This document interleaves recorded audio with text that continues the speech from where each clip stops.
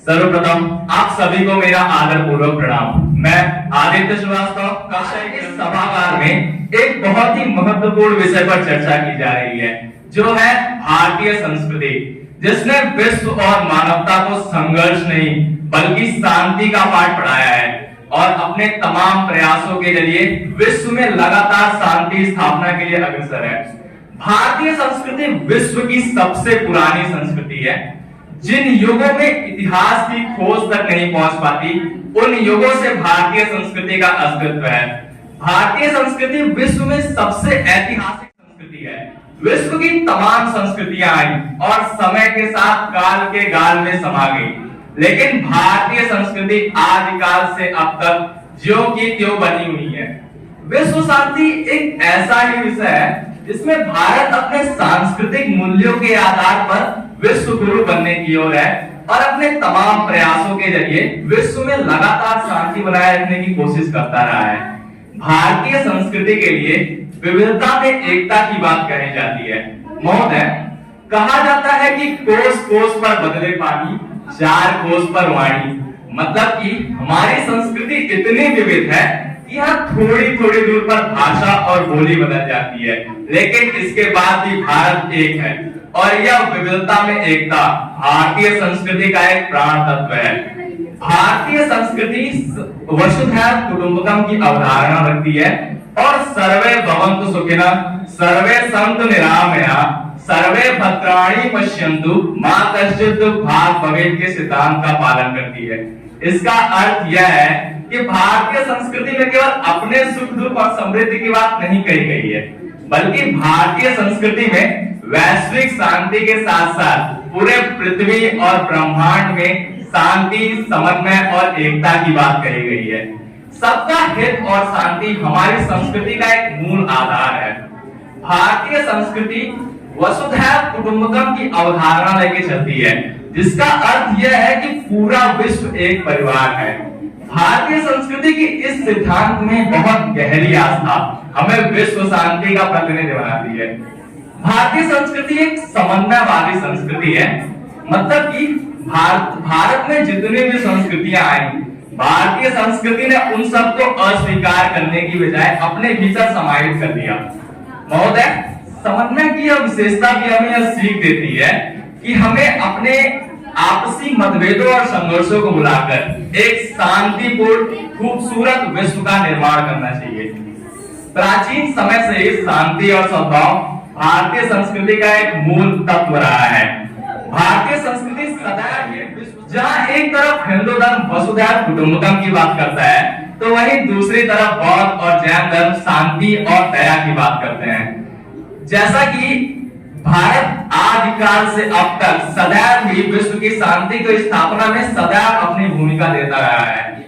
चाहे या फिर स्वामी विवेकानंद जी के द्वारा अमेरिका के विश्व धर्म सांसद में दिया गया भाषण, जिसमें वे वैश्विक शांति की बात करते हैं, चाहे महात्मा गांधी का सत्य, अहिंसा और सत्याग्रह का सिद्धांत हो या फिर नेहरू की गुट निरपेक्षता की नीति, भारत सदैव ही विश्व के शांति को मार्ग पर चलने को न सिर्फ प्रेरित करता रहा है, बल्कि समय समय पर अपने कार्यों और सिद्धांतों से भारत ने विश्व शांति की स्थापना में एक नेता की भूमिका निभाई है।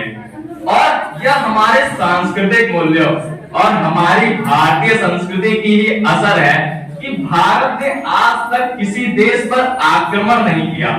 महोदय, जैसा कि ऋग्वेद में बड़े ही स्पष्ट शब्दों में कहा गया है, सा संस्कृति प्रतिमा विश्व बभरा, यानी कि प्राचीन संस्कृति विश्व के कल्याण के लिए थी और भारतीय संस्कृति इन्हीं संस्कृति में से एक है। धन्यवाद। जय हिंद, जय भारत। जापान सभी ने भारत को शांति दूत कहा, भारत को शांति दूत कहा। इन्हीं पंक्तियों के साथ मैं अश्विता गुप्ता, कक्षा 10वीं की छात्रा, निर्णायक मंडल के सभी सदस्य स्थिति विश्व शांति की प्रेरणा के विषय में अपना विचार व्यक्त करने जा रही हूँ। सर्वप्रथम मैं आपसे एक प्रश्न पूछना चाहूंगी। यदि आप किसी को अपना आदर्श बनाना चाहते हैं, तो आप कैसे उसमें दिव्य गुण देखेंगे? आपका उत्तर भी शायद ये होगा कि वो मर्यादा में हो। उसकी सहायता से हम अपने जीवन के परम लक्ष्य आदि सद्गुण तुम्हारी भारतीय संस्कृति में है ही, इसीलिए तो भारतीय संस्कृति पूरे विश्व के लिए आदर्श साबित हुई है। हमारी भारतीय संस्कृति में कुछ ऐसे विशेषताएं हैं जिनके कारण ये आदर्श है सभी संस्कृतियों के लिए। ये वही भारतीय संस्कृति है जिसमें संत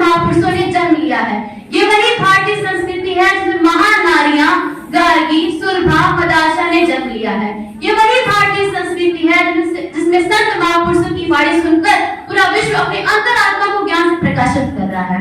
ये बात आप सभी जानते होंगे कि श्रीमद् भगवत गीता का पठन जितना भारत में होता है, मैं गर्व से कह सकती हूँ उससे ज्यादा श्रीमद् भगवत गीता का पठन आज विदेशी भाषा सुनाते हैं। भले भाषा अलग हो, लेकिन श्रीमद् भगवत गीता का पठन आज विदेशी भी आज सुनाते हैं। अफगानिस्तान को ही देख लीजिए, पूजा पद्धति बदली तो बदली, लेकिन अपनी संस्कृति नहीं बदली। वो भारत के पूर्वजों को आज तक पता है कि धर्मांतर के साथ राष्ट्रांतर होना जरूरी नहीं है। एक और इस्लामी देश है इंडोनेशिया, जहाँ 87% मुस्लिम है, लेकिन रामलीला ऐसी धूमधाम से होती है कि देखने वाले देखते रह जाएं। इंडोनेशियंस भी राम को अपना पूर्वज मानते हैं। उन्हें इस बात से कोई फर्क नहीं पड़ता कि उनकी घरों में गीता की जगह कुरान रखा हुआ है। धर्म अलग है तो क्या हुआ, पूर्वज तो एक है। कहते हैं शांति एक चित्र है तो उसका रंग है भारत, कहते हैं शांति उपवन है तो उसका बागवान है भारत। तो ऐसे भारत की महिमा की गई है सभी जगहों पे। भारत जैसा ऊंचा और कोई नहीं है। भारत को विश्व गुरु भी कहा जाता है। विश्व गुरु क्यों कहा जाता है? विश्व गुरु का अर्थ है भारत सबको शिक्षा देने के निमित्त है, भारत सबको सिखाने वाला है, विश्व को आगे बढ़ाने वाला है। विश्व शांति में अगर भारत की भूमिका देखी जाए तो भारत एक ऐसा राष्ट्र है जो वसुधैव कुटुंबकम की बात करता है। हमें वैदिक काल से देखें, तुम्हारा इतिहास शांति से परिपूर्ण है। हमारे ऋषि मुनियों ने संपूर्ण विश्व में शांति हो सके इसके लिए नाना प्रकार के अनुष्ठान किए हैं। हमें त्रेता युग से देखें तो भगवान श्री राम भी शांति के दूत कहे जाते हैं। हम यदि रामायण के दृष्टांतों से देखें, जब ऐसी परिस्थितियां उत्पन्न हो गई कि भगवान श्री राम को भी युद्ध करना पड़ा, तब उन्होंने प्रथम प्रयास में अंगद को रावण के पास भेजकर शांति का प्रस्ताव दिया था। महोदय, यदि हम बात द्वापर युग की करें, भगवान श्री कृष्ण भी शांति के दूत कहे जाते हैं। युद्ध से पूर्व उन्होंने ही शांति का प्रयास किया था। वे ही पांडव की तरफ से शांति दूत बनकर कौरवों के पास गए थे। हम इसकी बात करें, महात्मा बुद्ध, महावीर स्वामी और महात्मा गांधी ऐसे अनगिनत नाम है जिससे गिनना संभव नहीं है, जो भारत के शांति के दूत कहलाते हैं, जिन्होंने अपने विचारों के माध्यम से संपूर्ण विश्व में शांति का संदेश पहुंचाने का कार्य किया है। जिस समय कलिंग युद्ध हुआ, कलिंग युद्ध के नरसंहार को देखकर सम्राट अशोक का मन द्रवित हुआ, तो उस युद्ध के बाद उनका हृदय परिवर्तन हुआ, क्रांति की तरफ कदम बढ़ाया और न सिर्फ खुद बल्कि संपूर्ण विश्व में शांति के अग्रदूत बने और अपने पुत्र महेंद्र पुत्री संमित्रा को इस दिशा में सम्मिलित करते हुए शांति का संदेश पहुंचाने का कार्य किया। आज एशिया के बहुत सारे देश हैं जो महात्मा बुद्ध के संदेश को मानते हैं। महात्मा बुद्ध के संदेश की मानने के कारण आप देख सकते हैं, जब हिरोशिमा और नागासाकी में परमाणु बम गिराया गया, तब जापान अपने आप को पुनः खड़ा किया, तो कहीं ना कहीं जापान के ऊपर बुद्धत्व का प्रभाव था। तो इस तरह से शांति के अग्रदूत के रूप में भारत हमेशा से काम करता रहा है।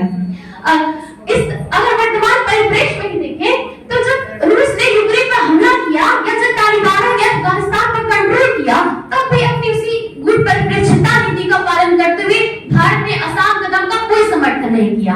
इस तरह से जो हमारा विषय है भारतीय संस्कृति विश्व शांति की प्रेरणा, तो न सिर्फ आज बल्कि पुराने समय में देखें तो भारत विश्व शांति की प्रेरणा का कार्य कर रहा है। शस्त्रों से बढ़कर जिनकी बांसुरियों की तान है, सब शस्त्रों से बढ़कर जिनकी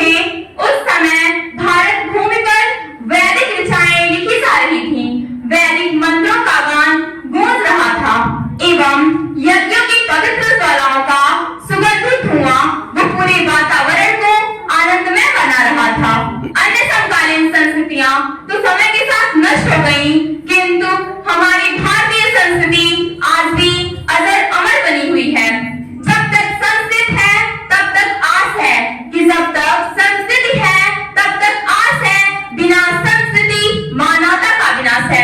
महोदय, हम उस संस्कृति के पोषक हैं जहां इसके बारे में यह भी कहा गया है कि भूल होना प्रकृति है, कि भूल होना प्रकृति है, मान लेना संस्कृति है और सुधार लेना प्रगति है।